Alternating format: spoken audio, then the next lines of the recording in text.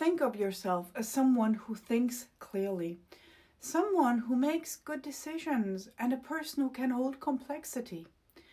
And you also think of yourself as someone who doesn't just react. And I would like to show you something quite uncomfortable. Social media is not just changing what you think, it is also changing how you think, how you make decisions, and at a neurological level. And it's very quiet and incremental, and in a direction that is directly opposed to everything that you're trying to build. And this is not about the wasted time or misinformation. And it's also not about who you follow. It's about what happens to your prefrontal cortex when reactive processing becomes your brain's default mode. And I'll explain that. And most of us have no idea this is happening.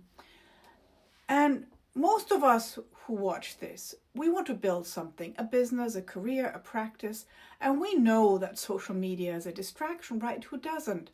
So we manage it, we set time limits, and we tell ourselves that we're using it strategically. And then we pick our phone up between tasks and we scroll for 1, 2, 3 minutes, and then we put it back down and we pick it up again after 20, 30, 40 minutes. And none of this feels serious because there are notifications, because it isn't dramatic, because it doesn't feel like a problem. It feels like a small thing, and after all, we're building a business on social media, right? But here's what is actually happening in those few minutes. Your brain, it's not resting, it's being actively reconfigured, and the circuits responsible for deliberate analytical thinking are being pushed back.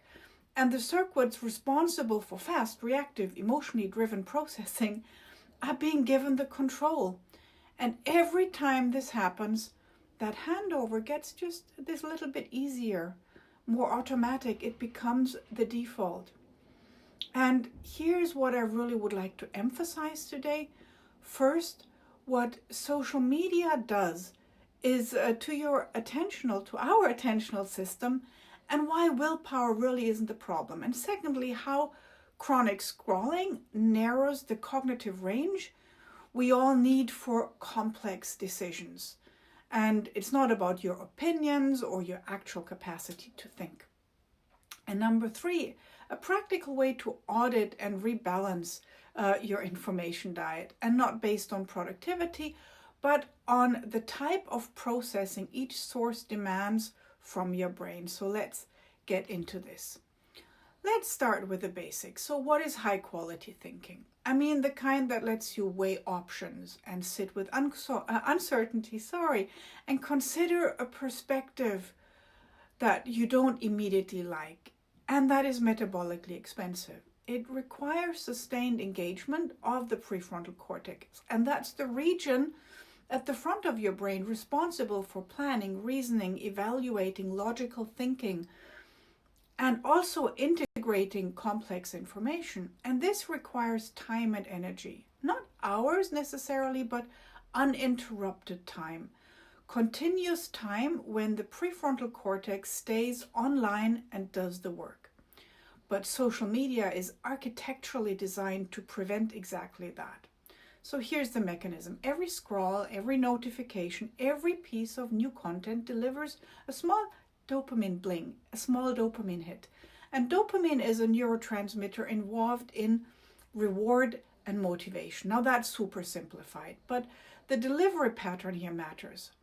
Social media uses what researchers call variable ratio reinforcement. You don't know which scroll will be giving you something interesting. And that unpredictability is what makes it so compelling to us. It's the same schedule used in slot machines, and it's extraordinarily effective at capturing and holding attention.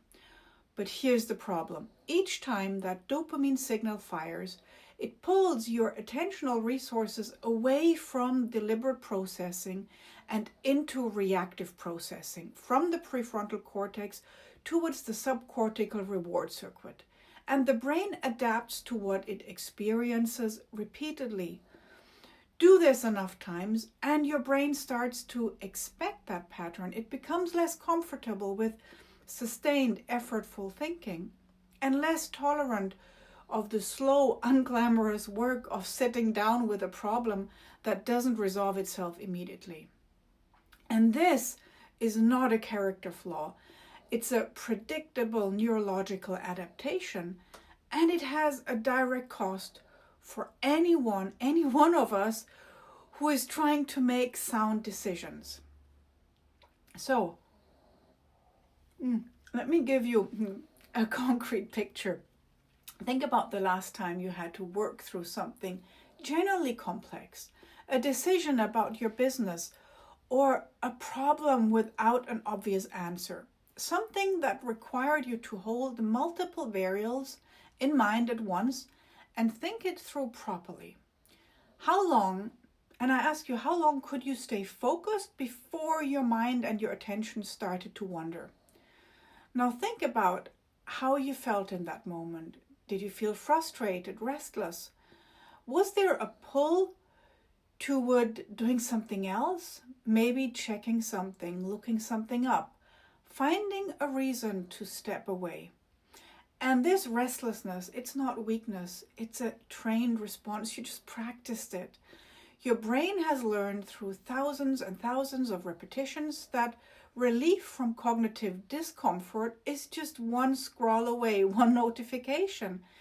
And it is offering you that option. The problem is that the discomfort you're escaping is exactly where the thinking happens. And the friction is not the obstacle. The friction is your process. So let's go a bit deeper here. Because the dopamine mechanism is the entry point, but there's a second effect that is less talked about, and it's a more influential, more consequential. It is what I call the narrowing of cognitive range. And here's what that means. When your prefrontal cortex is chronically under-recruited for information processing, when most of what you consume arrives pre-sorted and filtered and emotionally charged, the brain defaults to a very specific mode, pattern matching on familiar information. In other words, it stops working to integrate new or contradictory data. It starts looking for what it already recognizes.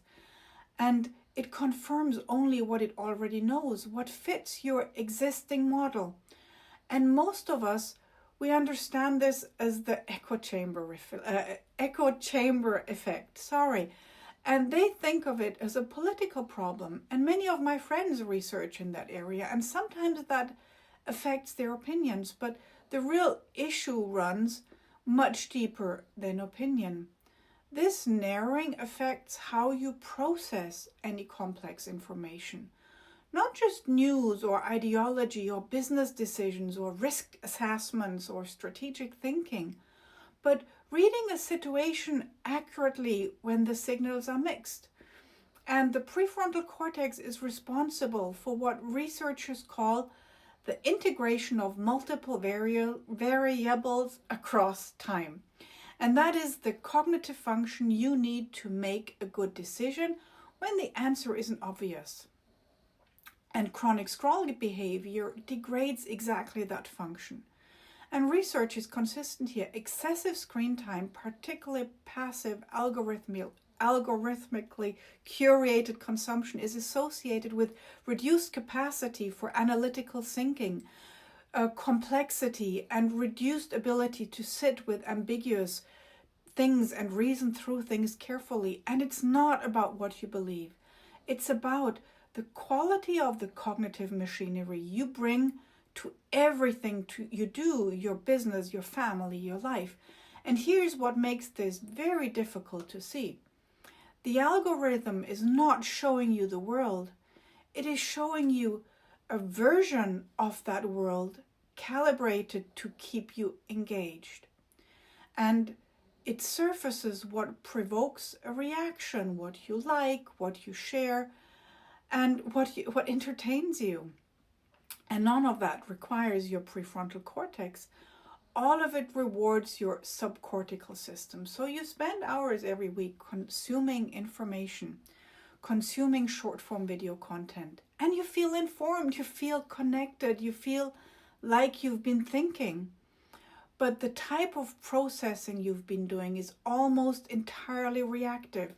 And the circuits that handle deliberate, analytical, integrative thinking, well, they've been waiting unused. So what do you actually do with it?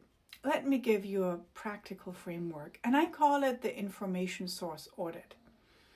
And the principle is quite simple. Stop asking how much time you spend on social media, or not as the only metric, but start asking what your brain is actually doing while you're there. Because the problem is not only duration, it is the type of processing, and most people have never looked at it that clearly. So here's where to start. Step 1, document your actual screen time. Honestly, not what you think it is, but what it actually is. And go to your screen time settings right now. And look at them. And look at the numbers. And most of us, even me when I did that the first time, I was surprised. And some people are shocked, and that because that number represents hours your prefrontal cortex has spent largely offline. And it's not just the total. Let's look at the pattern. So how many separate sessions? How many times did you pick up your phone in a single day? Because, each pickup is an interruption. And each interruption pulls your attentional system away from whatever else it was doing, and that whatever else is important. And the research on interruptions is very unambiguous. The cognitive cost is not just the minutes you spend scrolling, it's the recovery time you require afterwards. The time your brain needs to return to the previous depth of focus. And most of us, we never fully do the next, we don't do that before the next interruption arrives. So step 2, look at what your feed is actually showing you. So scroll through it deliberately, not to consume, but to observe it thoroughly, and ask yourself, what is the algorithm showing me? What emotions does it consistently provoke for me? What type of thinking does it require from me? And be honest about what you see, because your feed is a mirror, not of the world, but of what the algorithm has learned that keeps you engaged, that keeps you on the platform. And what keeps you engaged is often not what actually would develop you. Step 3, notice your dead time. And this is one of the things most of us, we don't like to look at. Like you're waiting at the post office in the queue, on public transport, the first few minutes of waking up, waiting at the coffee machine, the last few minutes before you sleep, and even on the toilet, the 30 seconds between tasks. What do you do in those moments? For many of us, the answer is very automatic. We just grab our phone, and the phone is out before the thought even has formed. And the scroll starts before there is even a conscious decision to scroll. That automaticity is a data point, because those moments, the small unglamorous gaps in our days, used to be where your brain did something important. It processed, it wondered, it connected to things that hadn't been connected yet. Neuroscientists call this the default mode network. And it's not idle, it's doing some of the most integrative cognitive work your brain is capable of. And social media has colonized that space entirely for most people, or at least for many of us. And for me too, before I became aware of it. And the cost is invisible, because nothing dramatic happened. You just slowly lose access to the type of thinking you didn't even realize you were losing. And one change to make this week: pick just one category of dead time, just one, the queue, the commute, the first few minutes of your morning, and protect it. try no phone, no scroll, nothing, and just let your brain be bored without filling it. Let it wander. And it might feel uncomfortable at first to be alone with your thoughts. That discomfort is not nothing. It is your brain recalibrating, and allow it to happen. And I ask you for just one category, 1 week, and see what you notice. So if you are an ambitious professional or business owner, your thinking is your primary asset for both you and me.